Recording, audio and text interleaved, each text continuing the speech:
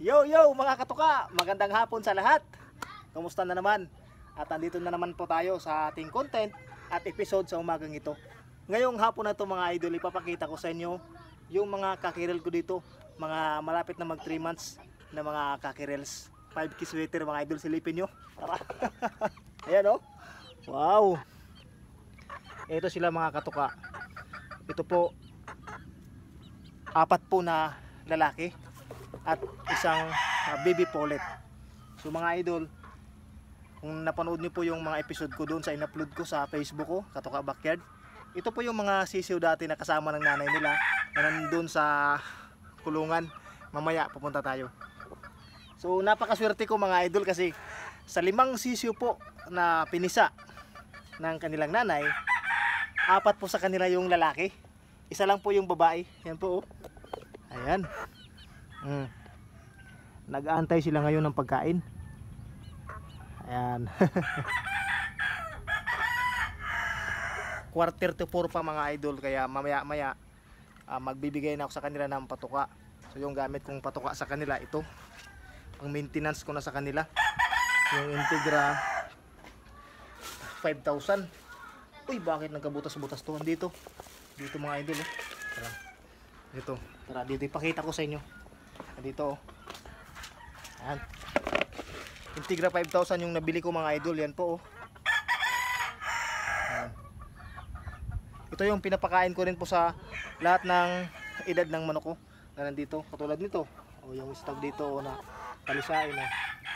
Ayan oh. Kumakain siya ngayon oh. Ito yung kinakain nila. Lahat ng mga manok ko nandito.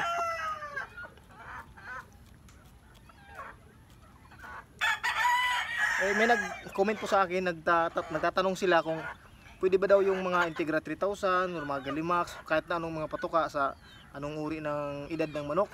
Pwede ba na magkakaiba daw? Para sa akin, basta hindi lang mapasma yung manok ko, ayos na. Hindi pa ako nagmamatter mga idol kung ano yung mga pangalan ng mga patuka or yung mga 3,000, 2,000. Yung 2,000, siguro pang sisiw yun.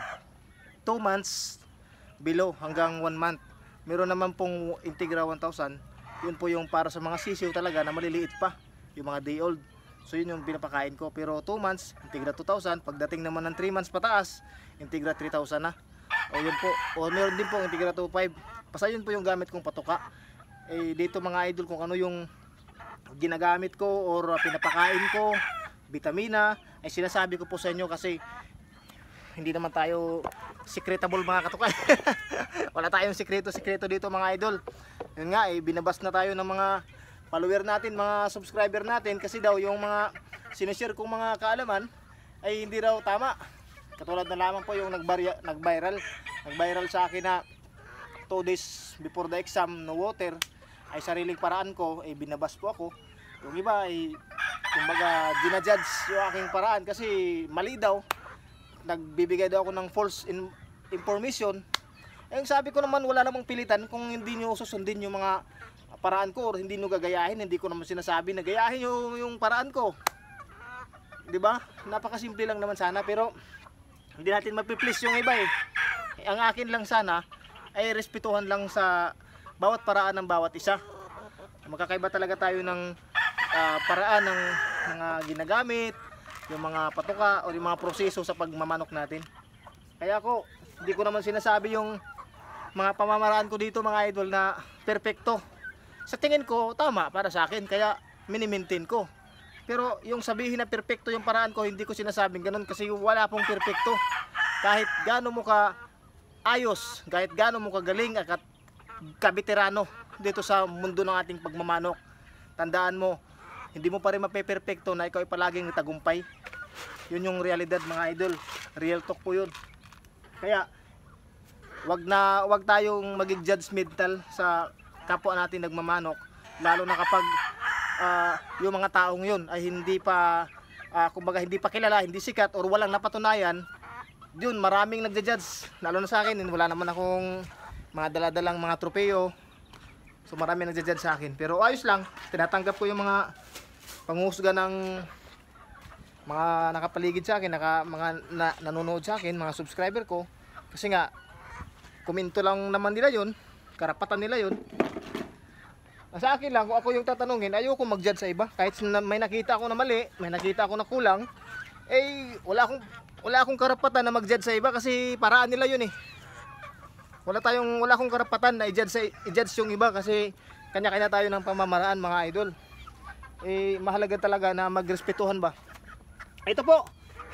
may iba muna tayo. baka sabihin na naman ng iba, drama ka na naman. So mga katuka, ito po yung Golden Boy sweater from Kinyo Backyard. Ito mga katuka, may nagsabi sa akin, idol, 5 months, meron akong 5 months na pulet, pero umiitlog na siya. Kumbaga early mature.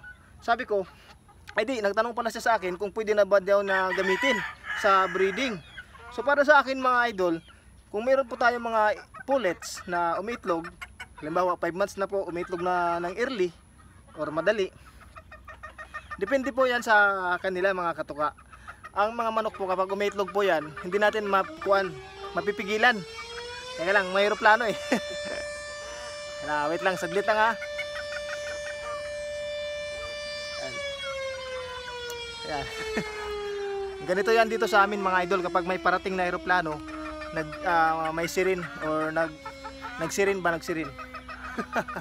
So yun lang mga katuka, balik tayo sa topic, no. Yung ating mga inahing manok kapag umitlog yan, di natin mapipigilan. Kaya ang gawin lang natin, sa akin lang, 5 months masyado pa siyang bata. So ako po nagbibreed ako ng inahing manok, edad po na 7 or 8 months. Kasi maganda na po yung sukat ng kanilang itlog. Doon sa mga 5 months, kung sakaling early mature sila, kung sakali early mature, hinahayaan ko lang na umitlog sila. Kinikip ko lang yung itlog kahit madami, pero kuwan pa kasi yan, hindi pa masyadong malaki ba, kaunti pa lang, maliliit pa lang na itlog. So yun mga katuka, yung aking paraan. 7 to 8 months, doon pa lang ako nagpapalahi ng aking mga pullets. Teka, dito tayo sa kulungan, ipapakita ko sa inyo.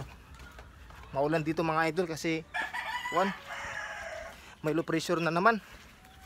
So dito mga katuka, tamang tama may isang itlog dito. Ayun po isa. Kukunin ko po, ipapakita ko sa inyo. Ito yung initlog ng pullet na 5 months. May 5 months ako doon eh. Ito po, hindi pa ganun kaganda yung sukat niya. Ayun, maliit. Tapos deform pa siya. Matulis. So para sa akin, hindi ko pa to sinasalang sa incubator or pinapalimliman kasi masyado pang kung talaga maliit pa or deform. Kaya ang ginagawa ko, yan nga, inantay ko muna na maging 7 months or 8 months yung mga inahing manok bago ko salang sa breeding. So yun lang po yung paraan ko mga katuka, napakasimple lamang po. At ako po ay hindi ko naman yun nga, sinasabi ko sa inyo, hindi ko naman kinukumpara yung paraan ko sa inyo or sinasabi ko na kung ano man yung marinig or mabasa nyo sa akin, makuha nyo sa akin ng mga information, hindi ko po kayo pinipilit na gayahin nyo, no? To clarify lang mga idol, pinaklaro ko lang kasi ang hirap po dito mga katuka. Mag-share ka lang ng kaalaman mo, sasabihan ka na kagad ng hindi magaganda. So wala tayong magagawa doon mga katuka.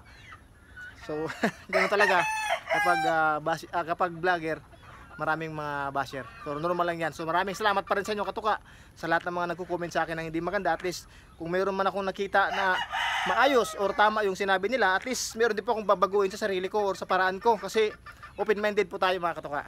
Yun. So parating na talaga yung eroplano. Yun lang muna mga idol, ano. Hanggang sa muli po sa ating vlog. At sa mga hindi pa nakasubscribe, maraming salamat po sa mga mag-subscribe. At doon sa mga mag-follow po sa akin sa Facebook account, Katuka Backyard. Thank you very much. Shoutout muna sa inyong lahat. At thank you sa mga supporters ko, mga followers ko po. Salamat sa Team Excellence na nandyan palagi nagbibigay ng guide at mga produktong mga dekalidad at epektibo. Thank you. Ingat po kayong lahat. Shoutout po sa inyong lahat. God bless.